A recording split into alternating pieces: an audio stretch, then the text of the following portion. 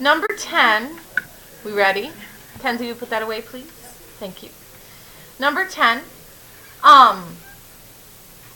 again, I'm giving you the cosine and I'm asking you to find the sine. That's just like that one we just did in the warm-up, the second one in the warm-up. What theorem or property are we going to have to use for this one? The Pythagorean identity again, yeah.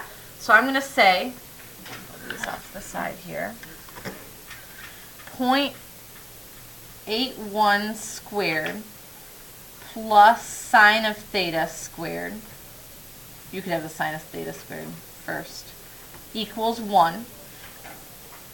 Let's do 0.81 squared.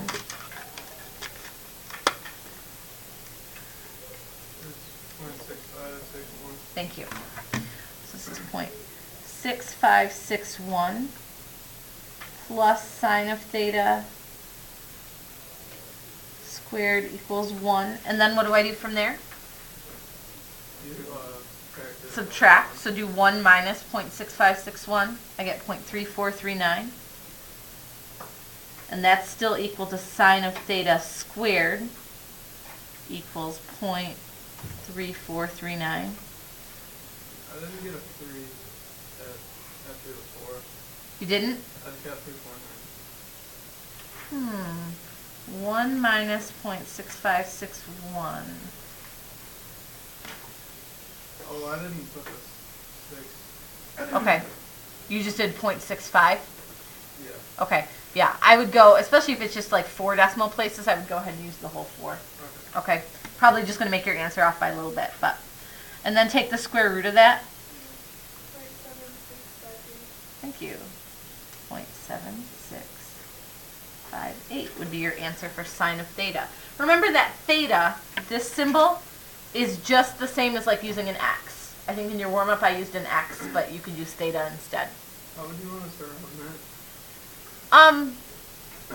I would take it either like that, or I would maybe go like 2 decimal places, and the only reason I would go 2 is because this one was given to me with 2. How did you get 0.3439? I did 1 minus 0.6561. Subtracted this from the other side. Okay. Does that make sense? Anything else on the front that you want to see? 13. Would that just be 30? 13. Here's what I would want to see in number 13. Bless you. When it says verify when theta equals 60, that's telling you to plug 60 in for theta.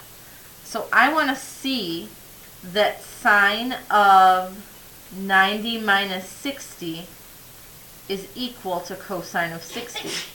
Bless you, my goodness. Okay, what is 90 minus 60? 30. 30. So this is really asking me for sine of 30 and cosine of 60. And then what I would do is I would type both of those in. So I'm going to do sine 30. Oops. Oh. Sine 30. And I get 0.5. I'm going to do cosine 60 and also get 0.5. Okay, so that's how I would verify, is I would plug 60 in and show that it works out to be equal to each other. Okay. Kara, did I see your hand up too? Number 4. Okay, that whole top section, 1 through 5, it says save for later. You're not doing the top. Okay, you're starting at number 6. Okay, we're doing that exact value stuff today. Let's look at the back. Because there's some stuff on the back I definitely want to review with you.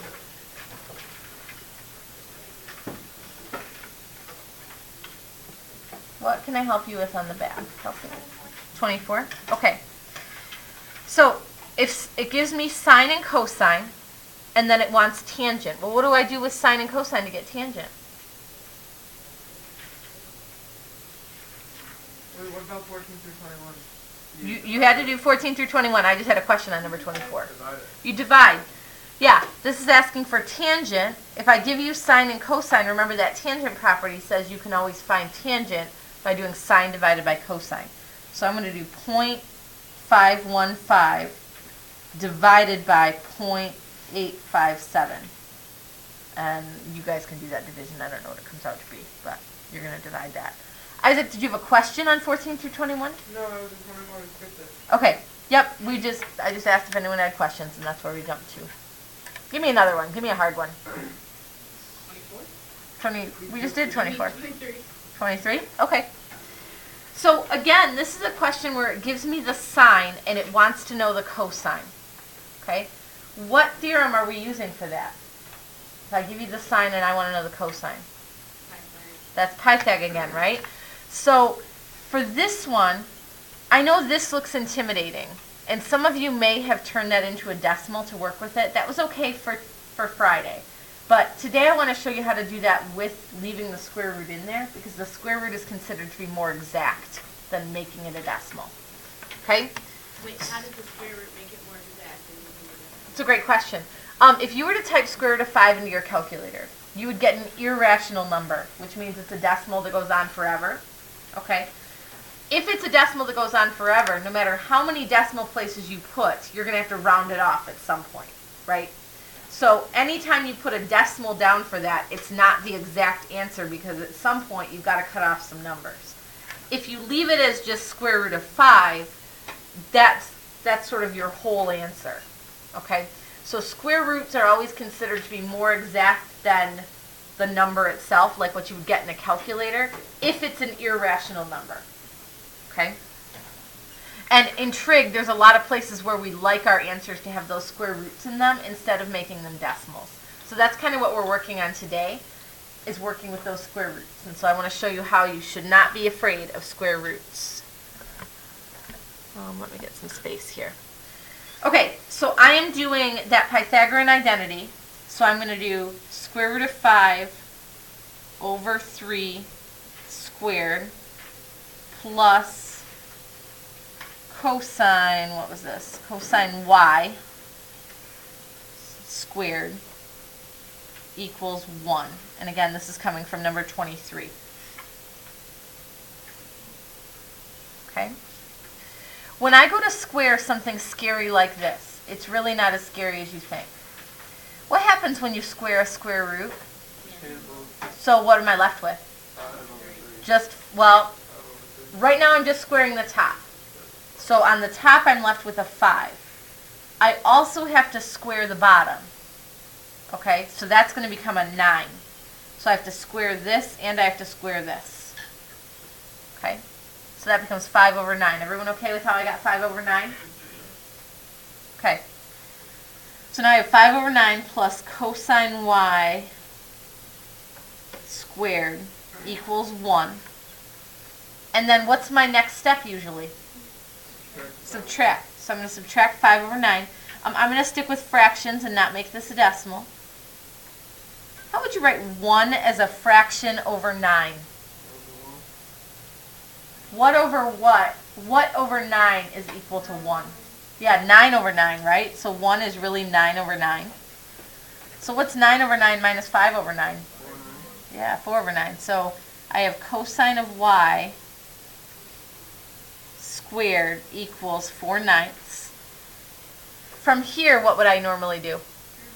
Yep, and I'm still going to square root. And when I take a square root of a fraction, just like back here, when I had a fraction, I had to square the top and square the bottom. Over here, I'm going to square root the top and square root the bottom. So, cosine y equals, what's the square root of 4? 2. What's the square root of 9? 3. Yeah. So cosine of y is just 2 over 3. Kelsey? Can you type the fraction right under the square root? Like if you were to type in square root of 4 over 9, it'd probably give it to you as a decimal, but then you could convert it back to a fraction. So yeah, you could do something like square root of 4 divided by 9. Yeah, it's going to give me that as a decimal, but then if you hit math and make it a fraction, you're going to get that 2/3. Okay? So yeah, you certainly could do that too. Okay, so that's not so scary now, right? Oh, that's the wrong one. This is the one I want. 2/3. Okay? I think we're going to jump from here into our new lesson for today. And we will just come back to those square root things in a minute.